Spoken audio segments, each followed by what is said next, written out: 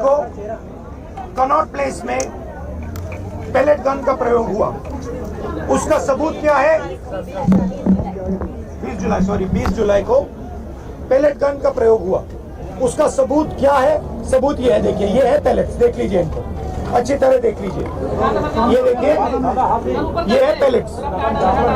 ये कहां से आए? ये इनके शरीर से आए। दिखाओ, ये इनके यहाँ लगे हैं छर्रे, 200 छर्रे इनके शरीर के अंदर है, 3 छर्रे इनके आंख में है। वो फाइल दिखाओ।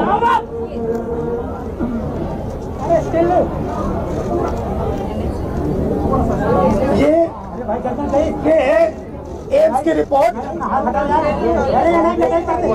लेडी हार्डन की रिपोर्ट, जिसमें साफ लिखा है कि इनको एम्स की एरी, जिसमें साफ लिखा है कि इनके शरीर में 200 से ज्यादा छर्रे हैं, आंख में 3 छर्रे हैं, आंख इनकी खो गई है, उस आंख से वो नहीं देख पाएंगे, और इनके दिल के पास, बिल्कुल दिल के पास छर्रे हैं जो छुए नहीं जा सकते हैं। दिल्ली पुलिस ने कहा कि हमने छर्रे नहीं चलाए। तो एक ही सवाल है, अगर आपने नहीं चलाए तो किसी ने तो ये छर्रे चलाए होंगे। शायद किसी और ने इन पर छर्रे चला दिए, और अगर किसी और ने नहीं चलाए तो पता नहीं, शायद इन्होंने ही छर्रे चला दिए हों। मगर क्राइम तो हुआ है, क्योंकि इनके शरीर में छर्रे हैं। हम सिर्फ ये कह रहे हैं कि एफआईआर दर्ज कीजिए, एफआईआर दर्ज कीजिए। हिंदुस्तान का एक युवा है, उनकी मम्मी यहाँ पे ज्योति खड़ी है, उनके पिता दीपक है, साहिल है ये, और हम सिर्फ ये कह रहे हैं कि प्लीज एफआईआर दर्ज कीजिए। अंदर से हमें बताया जा रहा है कि देखिए, ऊपर से ऑर्डर आया, एफआईआर नहीं हो सकता है। सिंपल सी बात है, जब तक एफआईआर नहीं होगा तब तक हम यहां से नहीं हिलने वाले हैं। सिंपल सी बात है, एफआईआर करना होगा। इस देश में लाखों लोगों के साथ ये अन्याय होता है, महिलाओं के साथ होता है, जिनका रेप किया जाता है उनके साथ होता है, गरीबों पर यह किया जाता है, हर रोज किया जाता है। और ये नई दिल्ली में कनॉट प्लेस में आपकी आंखों के सामने किया जा रहा है। इसीलिए हम सिर्फ एक मांग है हमारी, एफआईआर, डीडीआर, और जो इन्वेस्टिगेटिव ऑफिसर है उसका आप नाम हमें बता दीजिए, हम चले जाएंगे। हम सिर्फ इस परिवार के लिए न्याय मांग रहे हैं।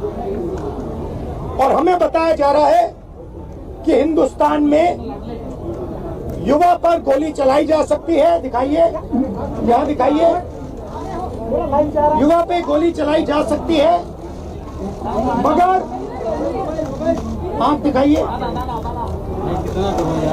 गोली चलाई जा सकती है, मगर इस देश में अमित शाह की होम मिनिस्ट्री, दिल्ली पुलिस के लोग न्याय नहीं दिलवाने देंगे।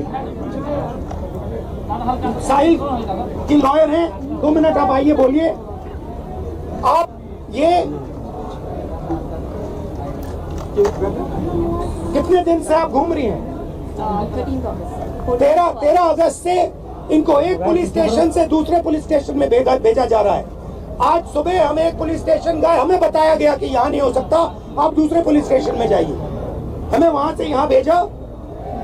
थोड़ा अपना एक्सपीरियंस बताइए। 14 अगस्त को we went to the police station Connaught place.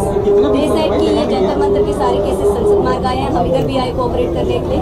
उन्होंने कहा कि place of incident Connaught place area है, तो आप कनॉट प्लेस जाइए। हम फिर से कोऑपरेट करने के लिए वहाँ गए।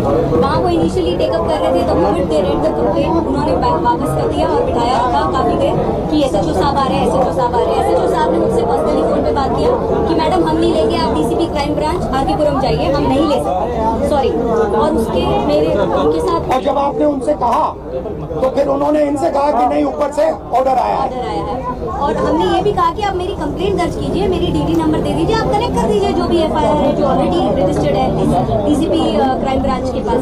नहीं, आप वहाँ जाइए। हम 7 बजे पूरा दिन लगाने के बाद 7 बजे डीसीपी क्राइम ब्रांच गए, वहाँ एसीपी उमेश भारद्वाज से भी मिले। उन्होंने कहा यहाँ डायरेक्टली कंप्लेंट नहीं आती। आई सेड सर, मैं भी यही समझा रही थी, directly complaint goes to the police station.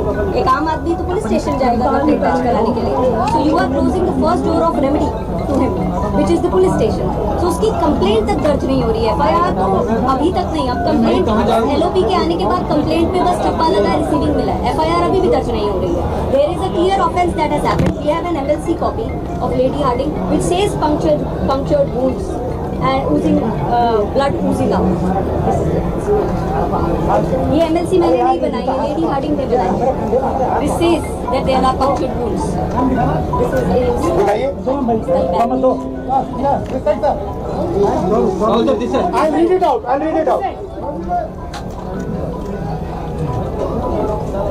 History of patient being hit by pellets fired by an unknown police officer near Jantar Mantar, Delhi on 26 at about 3 p.m.